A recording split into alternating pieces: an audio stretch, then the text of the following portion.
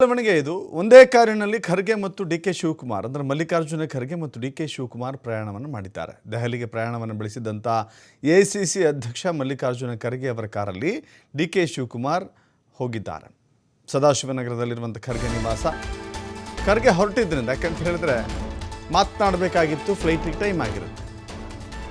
ಹೀಗಾಗಿ ಭೇಟಿಯಾಗಲು ಬಂದಂಥ ಡಿಕೆ ಶಿವಕುಮಾರ್ ಮಲ್ಲಿಕಾರ್ಜುನ ಖರ್ಗೆ ಅವರ ನಿವಾಸದಲ್ಲಿ ಕುಳಿತು ಮಾತನಾಡಲಿಕ್ಕೆ ಸಾಧ್ಯವಾಗಿಲ್ಲ.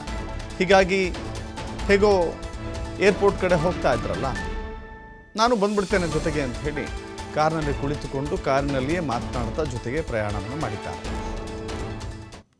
ಒಂದೇ ಕಾರಿನಲ್ಲಿ ತೆರಳಿರೋದು ಸಹಜವಾಗಿ ಈಗ ನಡೀತಾ ಇರುವ ಬೆಳವಣಿಗೆಗಳ ಪೈಕಿ ಭಾರಿ ಕುತೂಹಲವನ್ನು ಮೂಡಿಸುತ್ತೆ. ಮಲ್ಲಿಕಾರ್ಜುನ ಖರ್ಗೆ ಮತ್ತು ಡಿ ಕೆ ಶಿವಕುಮಾರ್ ಅವರ ಮಧ್ಯೆ ನಡೆಯುವಂಥ ಮಾತುಕತೆಯ ಬಗ್ಗೆಯೇ ಕುತೂಹಲ ಇರುತ್ತೆ.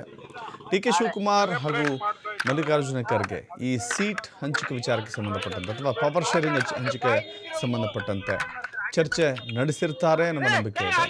ಹೀಗಾಗಿ ಡಿ ಕೆ ಶಿವಕುಮಾರ್ ಏನೆಲ್ಲ ಹೇಳ್ಕೊಂಡಿದ್ದಾರೆ, ಅದಕ್ಕೆ ಮಲ್ಲಿಕಾರ್ಜುನ ಖರ್ಗೆ ಅವರ ಪ್ರತಿಕ್ರಿಯೆ ಹೇಗಿತ್ತು ಅದೆಲ್ಲವನ್ನು ಕೂಡ ನೋಡಬೇಕಾಗತ್ತೆ. ಇಬ್ಬರು ಕುಳಿತು ಮಾತನಾಡುವಂಥ ಅಥವಾ ಇಬ್ಬರು ಕುಳಿತು ಪ್ರಯಾಣ ಬೆಳೆಸಿರುವಂಥ ದೃಶ್ಯ ಈ ಸದ್ಯಕ್ಕೆ ನೀವು ನೋಡ್ತಾ ಇದ್ದೀರಿ. ಒಂದೇ ಕಾರಿನಲ್ಲಿ ಕುಳಿತುಕೊಂಡು ಹೋಗಿದ್ದಾರೆ. ಜೊತೆಗೆ ಫ್ಲೈಟ್ನಲ್ಲೂ ಕೂಡ ಕೆಲವಷ್ಟು ಅವರ ಬೆಂಬಲಿಗರು ಜೊತೆಗೆ ಇದ್ದಾರೆ. ರಾಜ್ಯಸಭೆಯ ಸದಸ್ಯರಿದ್ದಾರೆ, ಇನ್ನುಳಿದಂತೆ ನಾಯಕರಿದ್ದಾರೆ. ಕಾಂಗ್ರೆಸ್ ನಾಯಕರ ಜೊತೆ ದೆಹಲಿಗೆ ಪ್ರಯಾಣವನ್ನು ಎಐಸಿಸಿ ಅಧ್ಯಕ್ಷ ಮಲ್ಲಿಕಾರ್ಜುನ ಖರ್ಗೆ ಬೆಳೆಸಿದ್ದಾರೆ. ಆದರೆ ಏರ್ಪೋರ್ಟ್ವರೆಗೂ ಕೂಡ ಸದಾಶಿವನಗರದ ನಿವಾಸದಿಂದ ಏರ್ಪೋರ್ಟ್ವರೆಗೂ ಕೂಡ ಡಿ ಕೆ ಶಿವಕುಮಾರ್ ಪ್ರಯಾಣವನ್ನು ಬೆಳೆಸಿದ್ದಾರೆ ಅಂತ ಹೇಳಲಾಗ್ತಾ ಇದೆ. ಸೊ ಹೀಗಾಗಿ ಇವರಿಬ್ಬರ ನಡುವಿನ ಮಾತುಕತೆ ಏನಾಗಿತ್ತು, ಏನಾಗಿದೆ ಅನ್ನೋದು ಈಗ ಸದ್ಯಕ್ಕೆ ಕುತೂಹಲ.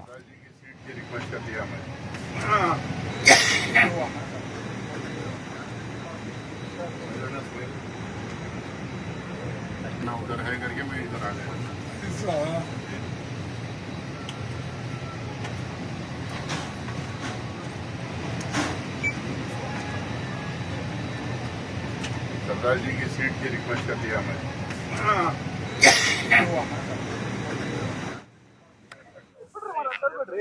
ತಳ್ಬೇಡಿ ದಯವಿಟ್ಟು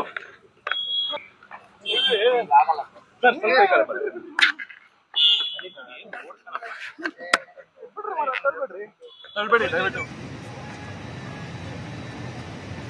सरदार जी की सीट की रिक्वेस्ट कर दिया मैं।